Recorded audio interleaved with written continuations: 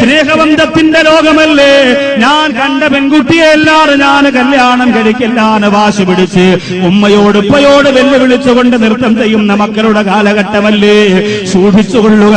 എന്റെ പുതിയങ്ങാടിയിലെ ശബ്ദം ശ്രവിക്കുന്ന 15-കാരിയെ, 16-കാരിയെ, 17-കാരിയെ, 18-കാരിയെ ക്യാമ്പസിന്റെ കത്തളപ്പിലേക്ക് കടന്നു ചെല്ലുമ്പോ കയ്യിൽ മൊബൈൽ വെച്ചുകൊണ്ട് ആ മൊബൈൽ ചെവിയോട് ചേർത്ത് വെച്ചുകൊണ്ട് കൊഞ്ചിക്കുടന്ന സംസാര സകലങ്ങളുമായി കടന്നു ചെല്ലുമ്പോ നിന്നെ കാണാൻ കാത്തിരിക്കുന്ന നൂറുകണക്കാറ് യുവകോമളന്മാർ അവിടെയുണ്ട്. സിനിമയാണ് ജീവിതമെന്ന് ചിന്തിക്കുന്ന പെണ്ണ്, സീരിയലാണ് ജീവിതമെന്ന് ചിന്തിക്കുന്ന പെണ്ണ്, നോവലാണ് ജീവിതമെന്ന് ചിന്തിക്കുന്ന പെണ്ണ്.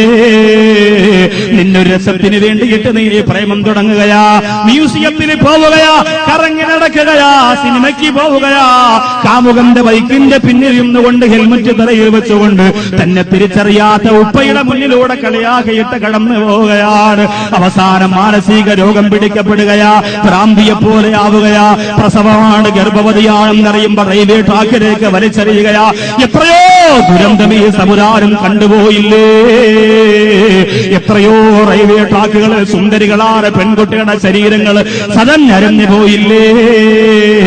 എത്രയോ പരിണീമണിയുടെ രക്തം ഈ കേരളത്തിന്റെ നെറുകയിൽ ചിതറി വീണില്ലേ. ഡൽഹിയുടെ പെരുവോരത്ത് വലിച്ചെറിയപ്പെട്ട പെണ്ണിന്റെ കഥ മാത്രം പഠിച്ചാ പോരാ. സൂര്യനെന്തിയിൽ 40 പേര് കൂടി വലിച്ചു കയറിയ പെണ്ണിന്റെ കഥ മാത്രം പഠിച്ചാ പോരാ. ആരുമറിയാതെ കേരളത്തിന്റെ മുക്കുമൂലകളിൽ വലിച്ചെറിയപ്പെടുന്ന പരിണീമണികളായ പെൺകുട്ടികളുടെ അവസ്ഥ മനസ്സിലാക്കോ. എന്റെ പ്രിയപ്പെട്ടവരെ, പത്രമാധ്യമങ്ങൾ ചിലപ്പോൾ വന്നുകൊള്ളണമെന്നില്ല. എന്നാലും യുവാക്കള്, നമ്മുടെ സഹോദരിമാരെ കാത്തു സൂക്ഷിക്കേണ്ടത് നമ്മളാ. ഒരുത്തരം നക്കിപ്പിന്നോ നമ്മുടെ പെൺമക്കളെ വിട്ടുകൊടുക്കരുത് ചെറുപ്പക്കാരാ. നമ്മുടെ പെങ്ങന്മാര് ക്യാമ്പസിന്റെ ഉള്ളറകളിൽ വലിച്ചെറിയാൻ വേണ്ടിയിട്ട് വിട്ടുകൊടുക്കരുത് ചെറുപ്പക്കാരാ.